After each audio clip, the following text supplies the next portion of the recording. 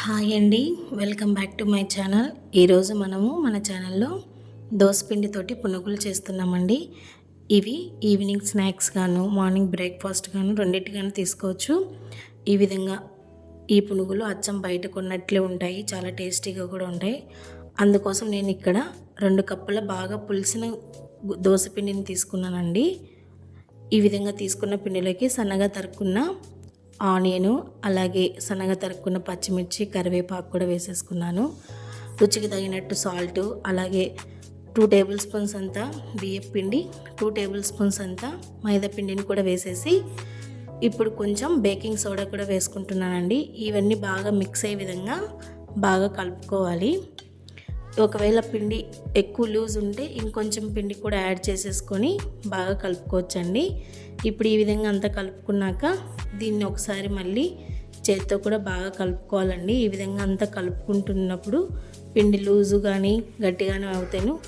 గట్టిగా అవుతే కొంచెం వాటర్ కూడా వేసుకోవచ్చు, లేదంటే లూజ్ ఉంటే మాత్రం కొంచెం మైదా పిండి కానీ బియ్యం పిండి కానీ 2 మళ్ళీ అదొక స్పూన్ వేసి అంత బాగా కలుపుకోవచ్చు. ఇప్పుడు ఈ విధంగా కన్సిస్టెన్సీ చూసుకోవాలి. పునుగులు వచ్చే విధంగా ఈ విధంగా ఉంటే సరిపోతుంది. ఇప్పుడు పొయ్యి మీద కడాయి పెట్టుకొని డీప్ ఫ్రైకి సరిపోయేంత ఆయిల్ కూడా వేసేసి ఆయిల్ని బాగా హీట్ అవ్వనివ్వాలండి. ఈ విధంగా హీట్ అయ్యాక దోసపిండిని తీసుకొని చిన్న చిన్న పునుగుల కింద వేసుకోవాలి. పునుగులు వేసేటప్పుడు మాత్రం ఫ్లేమ్ని మీడియం ఫ్లేమ్లో పెట్టి పునుగులు వేసుకోవాలి. ఆయిల్కి సరిపడినంత పునుగులు వేసుకుంటూ అన్ని పునుగుల్ని ఈ విధంగా వేసుకోవాలండి. ఇప్పుడు ఈ పునుగుల్ని మనము మరీ ఎక్కువ హై ఫ్లేమ్లో పెట్టకూడదు, మీడియం ఫ్లేమ్లో పెట్టుకోవాలి.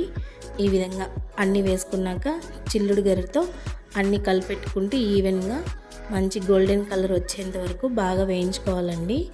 ఈ విధంగా వేయించుకున్న వాటిని అన్ని స్ట్రైనర్తో తీసేసుకొని పక్కన టిష్యూ ఉన్న ప్లేట్లో కానీ ఒక గిన్నెలో కానీ వేసుకోవాలి. ఈ విధంగా అన్ని పునుగుల్ని కూడా ఫ్రై చేసుకొని ఈ విధంగా ఈ గిన్నెలో వేసుకోవాలండి. అంతే అండి, మనకు చాలా రుచికరమైన పునుగులు రెడీ అవుతాయి. ఈ విధంగా మీరు కూడా ఒకసారి ట్రై చేయండి.